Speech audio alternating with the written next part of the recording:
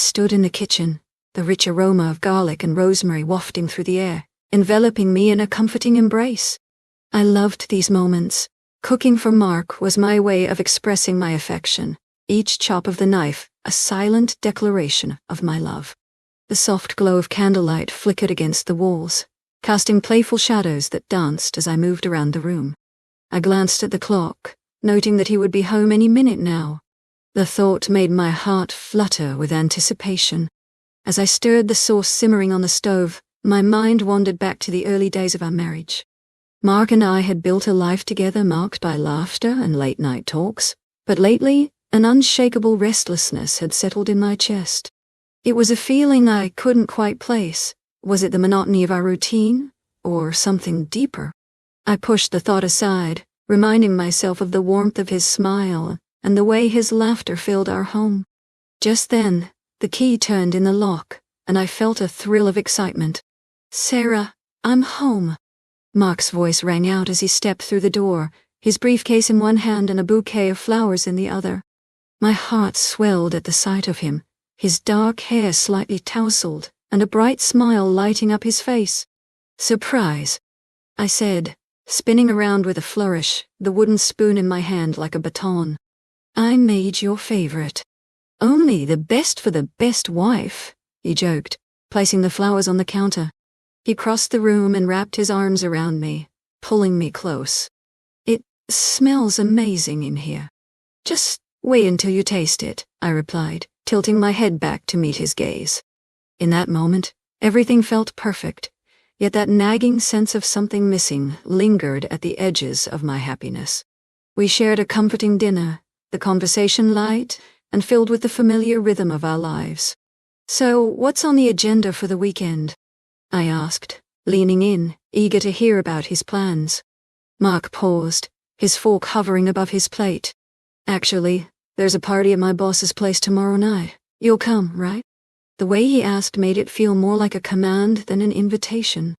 "Of course, wouldn't miss it," I said, trying to mask the twinge of anxiety that flared up at the thought of mingling with his colleagues.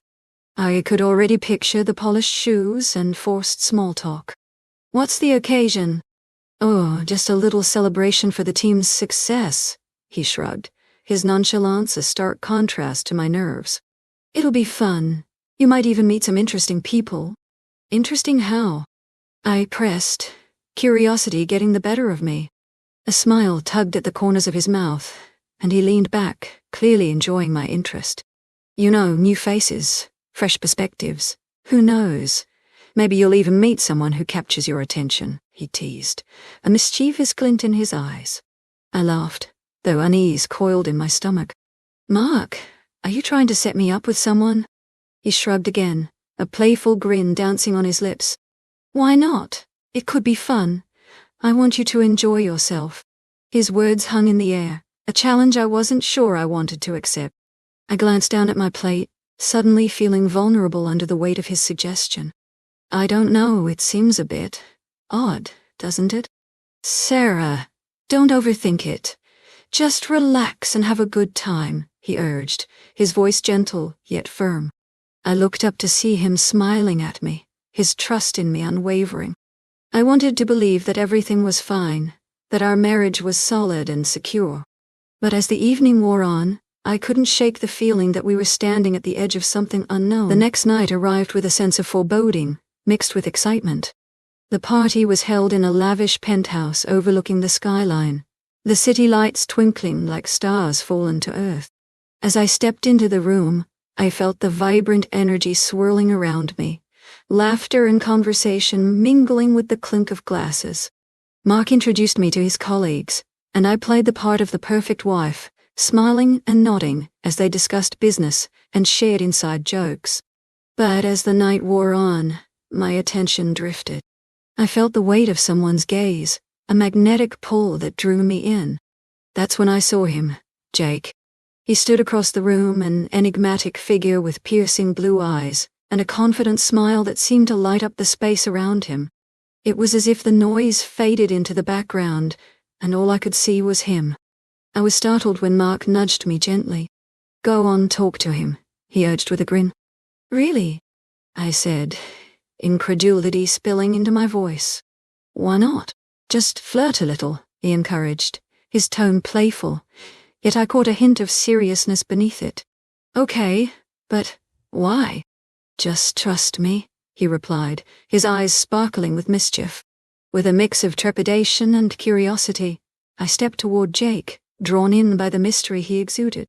As we began to talk, I felt a thrill I hadn't experienced in years. The chemistry was undeniable, and for the first time in a long while, I felt alive. I found myself daydreaming about Jake more often than I cared to admit.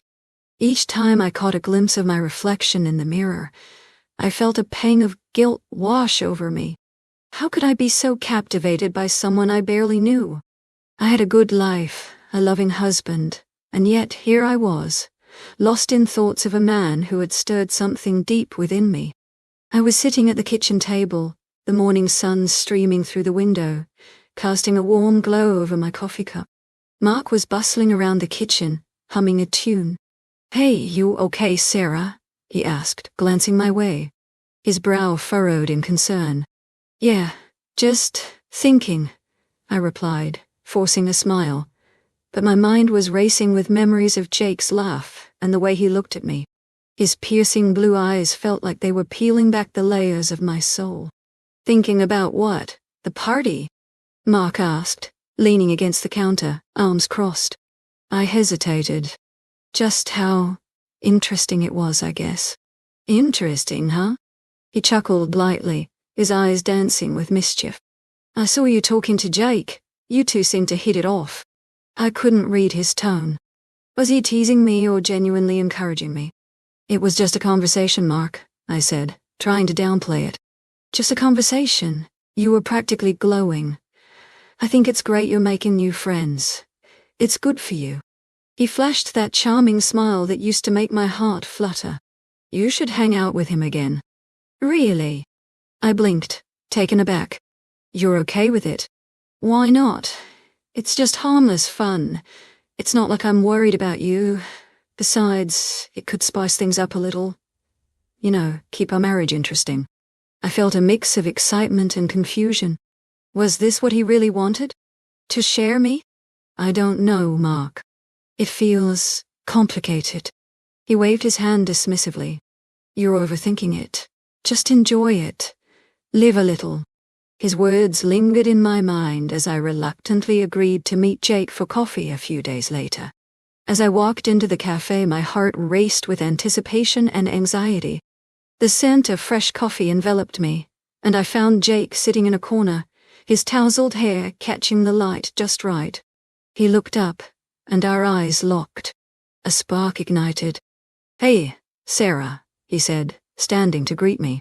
His voice was smooth, effortlessly charming. "I'm glad you came." "Thanks for inviting me," I responded, taking a seat across from him. As we began to talk, I was struck by how easy it felt. We exchanged stories about our lives, our dreams and fears. With every word, I felt barriers crumble between us. "Do you ever feel like you're living someone else's life?" he asked, his gaze steady. "Yeah, all the time," I admitted, feeling vulnerable. "Sometimes I wonder if I'm just playing a role." Jake leaned in closer, his expression serious. "You deserve to be happy, Sarah, whatever that looks like for you. Don't let anyone hold you back." His words resonated deeply. I could feel a bond forming, one that made me feel alive in a way I hadn't experienced in years. "It's complicated," I confessed, looking down at my hands. "I have a husband, a good one. I get it, but sometimes change is necessary," he replied softly, his voice almost a whisper. The way he looked at me made my heart race. I couldn't deny the connection between us, and it terrified me. I was walking a tightrope, teetering dangerously close to a decision that could alter the course of my life. Later that evening, Mark surprised me with a weekend getaway, a spontaneous trip meant to rekindle our bond. He seemed genuinely excited, but as we packed the car, my phone buzzed with a message from Jake. "When can we meet again?" The weight of my emotions felt unbearable. My heart thudded painfully in my chest. I glanced at Mark, who was obliviously chatting about our destination. I was torn between the life I had built and the exhilarating uncertainty that Jake represented. The road stretched out before us, but my thoughts were already racing ahead, caught in a whirlwind of desire and guilt. As I stared out the window, the city lights faded into the distance, and I felt a sense of impending conflict brewing inside me. What was I doing? And how would I ever find my way back to who I was supposed to be? The car hummed softly as we drove out of the city, the skyline fading into the distance. I leaned my head against the window, trying to shake off the thoughts of Jake that had been haunting me since the party. Mark chatted about our weekend plans, his enthusiasm palpable, but I could barely focus on his words. The picturesque landscape blurred past, but all I could see was Jake's captivating smile and the way my heart raced when he looked at me. "Sarah, you okay?" Mark glanced over, his brow furrowed with concern. "You've been quiet." "Just thinking," I replied, forcing a smile. "It's a beautiful day, isn't it?" "Yes. I thought getting away would do us good," he said, his tone shifting slightly as he reached for my hand. "You know, I want us to be completely open with each other. No more secrets." I swallowed hard, the weight of his words hanging in the air. "Of course, Mark. I agree." But my mind was racing. Did he really want to discuss our relationship, or was he trying to distract me from the feelings I was grappling with? As we settled into the cozy cabin, I tried to immerse myself in the present. I helped Mark unpack while he set up the grill outside. The smell of the pine trees and the sound of birds chirping filled the air. Yet a storm brewed within me. I wanted to be here, to enjoy this time with my husband. But every moment I felt torn between two worlds, one where I was a devoted wife, and another where I was inexplicably drawn to Jake. "Let's go for a hike later," Mark suggested, breaking my train of thought. "Just you and me. I want to talk about us." I nodded, my heart sinking. "Sure, that sounds nice." As we cooked dinner, I could feel the tension building. Mark was more animated than usual, talking about work and future plans, but I could sense the underlying current of urgency in his voice. He was trying to coax something out of me, and the pressure was suffocating. "Sarah, can we just talk?" he finally said, turning serious. He leaned against the counter, crossing his arms. "I feel like you're distant. Is something bothering you?" I hesitated, my heart racing. I wanted to tell him everything. The confusion, the attraction, the undeniable connection I had with Jake. But the words stuck in my throat. Instead, I forced a laugh. "I'm just tired, that's all. It's been a long week." Mark studied me, his eyes searching mine for the truth. "You know you can tell me anything, right?" A lump formed in my throat. "Of course," I said weakly, turning away to hide my turmoil. Later that night, as I lay in bed beside Mark, I stared at the ceiling, the quiet hum of the cabin surrounding us. He was already asleep, but I felt wide awake, my mind racing with thoughts of Jake. I couldn't deny the magnetic pull I felt toward him, and it terrified me. Suddenly, my phone buzzed on the nightstand, pulling me from my thoughts. I reached for it, my heart skipping a beat when I saw Jake's name on the screen. "When can we meet again?" the message read, sending a thrill through me. I typed back quickly. "I don't know. It's complicated." Just as I hit send, I heard Mark stir beside me. "Who are you texting?" he mumbled sleepily. "Just a friend," I replied, my heart racing. I felt guilty, but I had to keep my secret safe, at least for now. The next day, after a long hike filled with forced conversation, Mark suggested we spend the afternoon by the lake. I hesitated, my mind still tangled in thoughts of Jake. "Can I take a moment?" I asked, feeling overwhelmed. "Of course," he said, watching me with concern. I walked away, the sun shining brightly overhead, and found a secluded spot beneath a tree. I pulled out my phone, my fingers trembling as I typed out a message to Jake. "Can we meet tonight?" The response came almost instantly. "I was hoping you'd say that." A wave of excitement washed over me, mixed with fear. I didn't know what I was getting into, but I knew I was falling deeper into this web of desire and confusion. Just as I was about to head back to Mark, I felt a presence behind me. I turned to see him standing there, his expression unreadable. "Sarah, can we talk?" he asked, the weight of his words hanging in the air. I nodded, my heart pounding. What would I say? How could I explain the chaos swirling inside me? As we walked back to the cabin, I knew the time for honesty was approaching, and I was terrified of what it might reveal. I sat on the edge of our bed, my heart racing as I processed Mark's confession. The air felt thick, almost suffocating, as his words hung between us like a dark cloud. "I thought this would rekindle the spark," he had said, his voice steady yet tinged with uncertainty. I couldn't help but feel betrayed. It was as if he had set a trap and invited me to dance in it, all under the guise of excitement. "Spice things up?" I echoed, disbelief lacing my voice. "Is that what you really think this is?" My hands trembled, and I clenched them into fists, trying to contain the whirlwind of emotions threatening to spill over. "You thought I would just go along with this arrangement, without any consequences?" Mark ran a hand through his hair, his face a mixture of guilt and frustration. "Sarah, I didn't mean for it to turn into this. I just wanted us to have fun again, to feel alive. We've been stagnant." I stood up, pacing the room, feeling the walls close in around me. "And you thought introducing me to another man was the solution?" My voice rose, the betrayal burning in my chest. "You put me in a position where I had to choose between you and someone else. Do you have any idea how cruel that is?" He sighed, his eyes pleading. "I thought you'd be adventurous. I thought you'd enjoy it. I never wanted to hurt you. Then why does it feel like you've broken my heart?" I stopped in front of him, my breaths coming in quick gasps. "You're asking me to be okay with this, to embrace it, but I can't. I can't just ignore what I feel for Jake. It's not that simple." Mark's expression shifted, a flicker of anger crossing his face. "And I'm supposed to just sit back and watch you fall for him? I thought we were in this together, that we could explore together." "Together?" I laughed bitterly. "You're the one who brought him into our lives. You're the one who suggested this madness. Did you ever think about what I wanted, or were you too caught up in your own desires?" He stepped closer, desperation in his eyes. "Sarah, please. I didn't want it to be like this. Things haven't been good between us for a while, and I thought maybe this would help." "Fun?" I shook my head, tears pricking at the corners of my eyes. "I don't know what's fun about feeling like I'm betraying my marriage. You're asking me to play a game, and I'm not sure I want to play anymore." The silence stretched between us, heavy and suffocating. I could see the uncertainty in his eyes, the realization that he had crossed a line.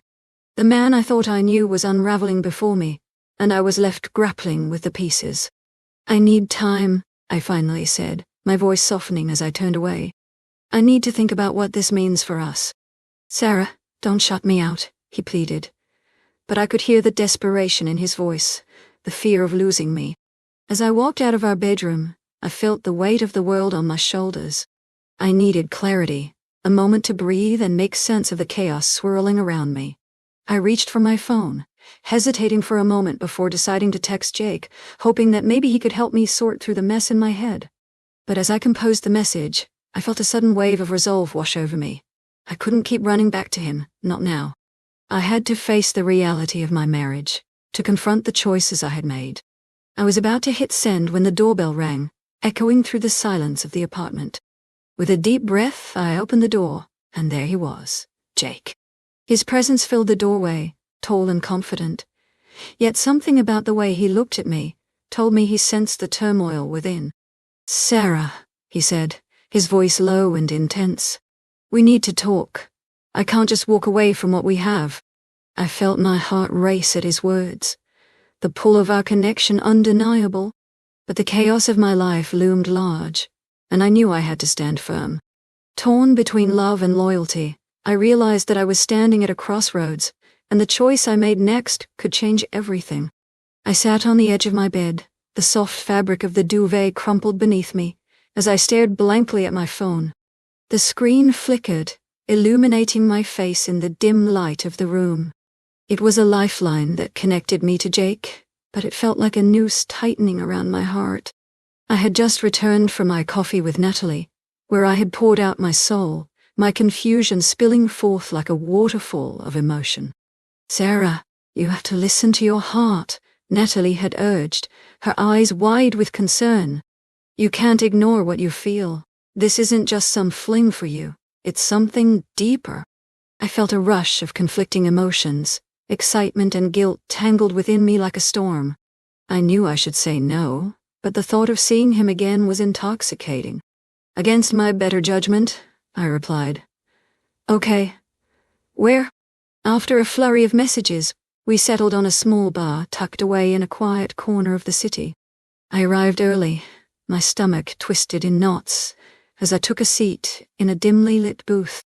The air was thick with anticipation, and I could already feel the chemistry crackling like electricity between us, even before he arrived. When Jake walked in, the world around me faded. He looked effortlessly handsome, that devil-may-care smile sending my heart racing. It was a smile that promised adventure, freedom, and everything I had been yearning for. As he approached, I stood up, and for a moment, we just stared at each other, the weight of unspoken words hanging in the air. "Hey," he said softly, sliding into the booth across from me. "I'm glad you came." "Me too," I replied, my voice barely above a whisper. "Sarah, I've been thinking about us, about what we have." His eyes bore into mine, and I felt myself getting lost in their depths. "I don't want to lose you." My heart raced at his confession, but a wave of guilt washed over me. "But I'm married, Jake. I can't just walk away from my life." "I know," he said, leaning closer. "But what we have is real. It's unlike anything I've ever felt before." His hand reached across the table, brushing against mine. I could feel the heat radiating from his touch, and I shivered involuntarily. "I can't keep doing this," I said, my voice trembling. "I need to figure things out with Mark." He looked at me, a mixture of frustration and longing on his face. "I understand, but I can't just pretend you don't exist. I care about you, Sarah. I can't let you go without telling you how I feel." A moment of silence stretched between us, filled with tension and desire. I could feel the walls closing in, the weight of my decisions pressing heavily on my chest. "I shouldn't have come here," I finally whispered, pulling my hand away. "Wait," Jake said, desperation creeping into his voice. "Before you go, can we just be together one last time, just to see where this leads?" My heart raced at the suggestion, but the thought of crossing that line terrified me. Yet, deep down, a part of me craved it, the thrill, the passion, the escape from my reality. I knew I was teetering on the edge of a precipice, and the only thing that could push me over was the undeniable chemistry we shared. "Okay," I heard myself say, my voice barely audible. "Just this once." As he reached for me again, I felt a rush of exhilaration mixed with dread. I was about to step into a world of uncertainty, one that would change everything I thought I knew about love, loyalty, and myself. Little did I know, this decision would lead me down a path I could never come back from. I woke up tangled in the sheets, the remnants of last night still clinging to my skin like a warm embrace. Jake's scent lingered, a mix of sandalwood and something intoxicatingly masculine. As sunlight sliced through the blinds, illuminating the room with an unwelcome brightness, a wave of guilt crashed over me. What had I done? I quickly slipped out of bed, careful not to disturb the memory of his warmth beside me, and got dressed in a daze, my heart pounding in my chest. When I arrived home, the house felt eerily quiet. The aroma of freshly brewed coffee wafted through the air, but my stomach churned. Mark was waiting for me in the kitchen, his back turned as he poured himself a cup. I paused at the threshold, my mind racing with the events of last night. I should have felt guilty, but part of me still buzzed with the thrill of being desired, of feeling alive. "Hey, you," he said, turning around with a smile that faltered when he saw my expression. "Everything okay?" "Yeah," I lied. "Just tired." I grabbed a mug and poured myself some coffee, my hands trembling slightly. "Long night?" he asked casually, but there was an edge in his voice that made my pulse quicken. I knew I had to tread carefully. Something like that, I replied, trying to keep my tone light, but the weight of my secret felt unbearable. Mark moved closer, his brow furrowing as if he sensed my unease. Sarah, I've been thinking a lot about us lately. He took a deep breath, the kind that signaled something important. I need to tell you something. My heart sank. What is it? He hesitated, his gaze flickering away as if searching for the right words. I've been seeing someone else. The world tilted on its axis, and I felt as if the floor had vanished beneath my feet. What? Mark, who? It's Natalie, he confessed, his voice barely above a whisper. I felt as if I'd been punched in the gut. Natalie? My best friend? The betrayal cut deeper than I could have imagined. How could you do this to me? I didn't plan for it to happen, he said, his voice strained. Things have been so distant between us, and then, I don't know, we connected. It was never supposed to go this far. Connected? You're joking, right? I laughed bitterly, the sound harsh in the silence of our kitchen. You think that justifies this? You think I'd ever be okay with you cheating on me with my best friend? I never wanted to hurt you, Sarah, Mark pleaded, his eyes pained. I thought maybe this would make us both realize what we had. Realize what? That we're both miserable. I shot back, my voice rising. You think I don't feel the distance? You think I haven't been struggling with my own feelings? I was spiraling, caught in a whirlwind of anger and heartbreak. I wanted to scream, to throw something, to make him feel the devastation that churned inside me. I'm sorry, he said, his voice cracking. Stop. Just stop. You don't get to say you're sorry after what you did. You've shattered everything. I stormed out of the kitchen, my mind racing. I needed to confront Natalie. I couldn't let this betrayal go unanswered. As I drove to her apartment, my heart hammered in my chest, the betrayal boiling within me. When I arrived, I knocked frantically on her door, my breath quickening. A few moments later, she opened it, her face a mixture of surprise and concern. Sarah, what's wrong? Don't act like you don't know. I spat, stepping inside without waiting for an invitation. How could you sleep with my husband? Her eyes widened, and for a moment, I saw genuine shock. What? I didn't. Don't lie to me. Mark told me everything. As her expression shifted from confusion to guilt, I could feel the anger radiating off me. Sarah, please let me explain.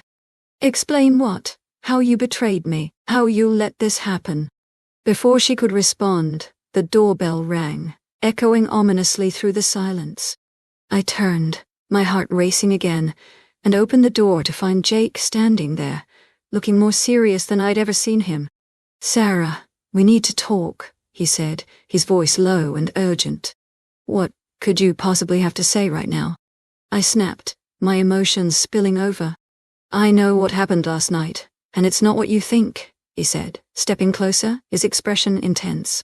I felt the world tilt again, the chaos of my life spiraling into an even darker abyss. Just when I thought I understood everything, Jake's presence plunged me deeper into uncertainty.